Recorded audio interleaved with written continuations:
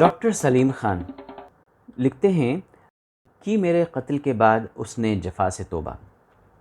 21ویں صدی کی ایک خصوصیت یہ ہے کہ اس نے 250 سال بعد امریکہ کا نیشنل ڈے بدل دیا ہے۔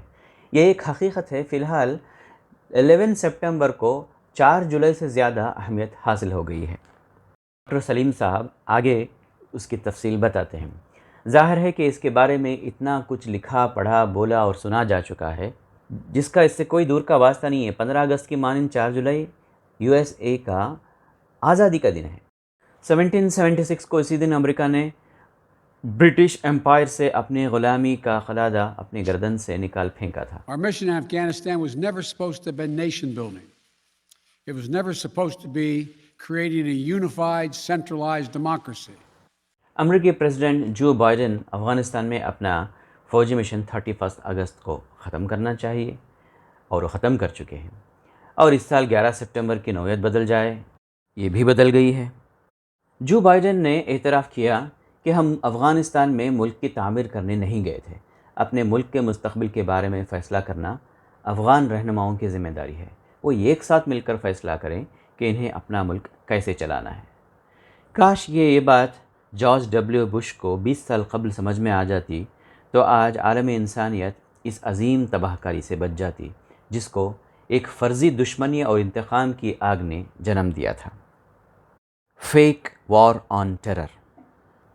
اس وقت کسے خبر تھی کہ یہ امریکی تاریخ کی سب سے طویل جنگ ثابت ہوگی، اور کس کا خواب و خیال میں یہ بات تھی کہ اس میں امریکہ کو شرمناک شکست سے دوچار ہونا پڑے گا، تھک ہار کر اقتدار انہی لوگوں کو سونپنا پڑے گا جن کو بے دخل کرنے کی خاطر وہ سارے یورپ کے ہمراہ ناٹو کے پرچم تلے افغانستان میں داخل ہو گیا تھا۔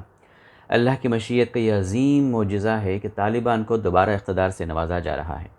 ارشاد ربانی ہے، کہو اے اللہ ملک کے مالک، تو جسے چاہے حکومت دے اور جس سے چاہے چھین لے، بھلائی تیرے اختیار میں ہے، بے شک تو ہر چیز پر قادر ہے۔ 2001 میں 8 اکتوبر کو جب امریکہ نے افغانستان میں ایریل اٹیکس شروع کیے تھے تو طالبان اپنے شہروں سے ایک کے بعد دیگر بے دخل ہوتے چلے گئے تھے، یہاں تک کہ آخری مضبوط گڑھ قندھار سے بھی نکل گئے۔ اسلام سے دشمنی رکھنے والے یار دوستوں نے تو طالبان کا فاتحہ پڑھ دیا تھا اور طرح طرح کے لطیفے گھڑنے لگے تھے، لیکن کشمکش کا سلسلہ بند نہیں ہوا۔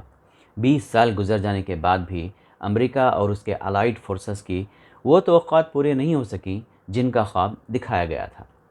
وقت کے ساتھ منتشر طالبان پھر سے منظم ہو گئے، افغانستان کے مختلف حصوں میں ان کا اثر رسوخ بڑھ گیا اور 100% تک یہ اب افغانستان پر قابض ہو چکے ہیں۔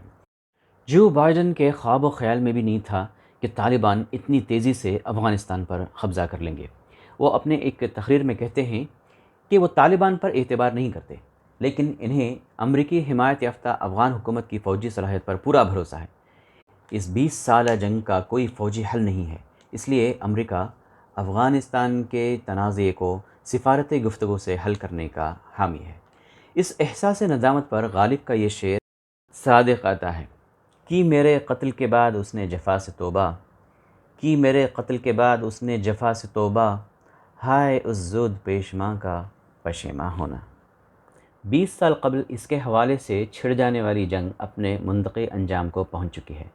طالبان نے اپنی نئی حکومت کی حلف برداری کے لیے 11 سپٹمبر کا انتخاب کیا تھا، عالمی استکبار کے گال پر وہ کرارا تماچا رسید کرنے کے لیے کہ جس کی گونج بہت دور تک اور بہت دیر تک سنائی دے گی۔ The presidential palace. What you are looking at right now is Taliban fighters inside the presidential palace. This is تہذیبی تصادم کا نعرہ لگانے والوں کو پتہ چل گیا ہوگا کہ کون سی ثقافت غالب ہوئی اور کسے زمین کی دھول چاٹنی پڑی۔ 20 سال قبل اسلام کے دشمن اسی طرح پھولے نہیں سما رہے تھے جس طرح مجوسیوں کی رومیوں پر فتح پر کفار مکہ خوش ہوئے تھے۔ ان خراب حالت میں رب کائنات نے ارشاد فرمایا، اعوذ باللہ من الشیطان الرجیم، الف لام میم، رومی قریب کی سرزمین میں مغلوب ہو گئے ہیں اور اپنی اس مغلوبیت کے بعد چند سال کے اندر وہ غالب ہو جائیں گے۔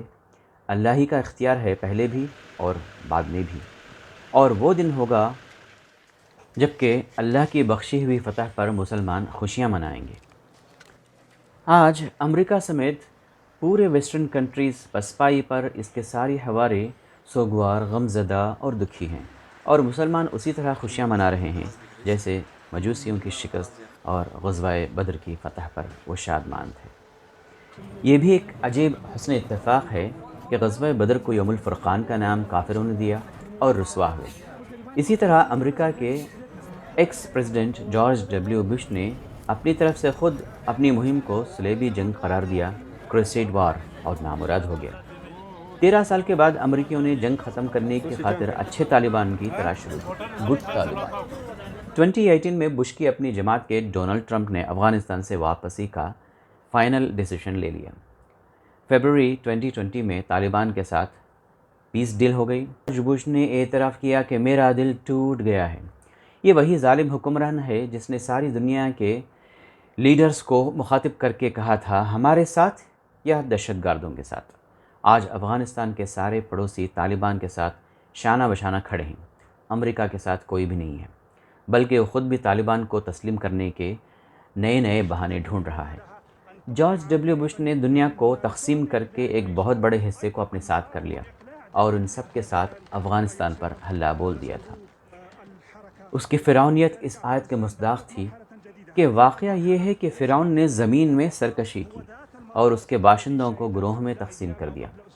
وہ تقسیم و تفریق اور ظلم و جور میں ایسا فرعون وقت ثابت ہوا جس کے بارے میں اللہ نے ارشاد فرمایا ہے، ان میں سے ایک گروہ کو وہ ذلیل کرتا تھا، اس کے لڑکوں کو قتل کرتا اور اس کی لڑکیوں کو جیتا رہنے دیتا تھا۔ فی الواقع وہ مفسد لوگوں میں سے تھا۔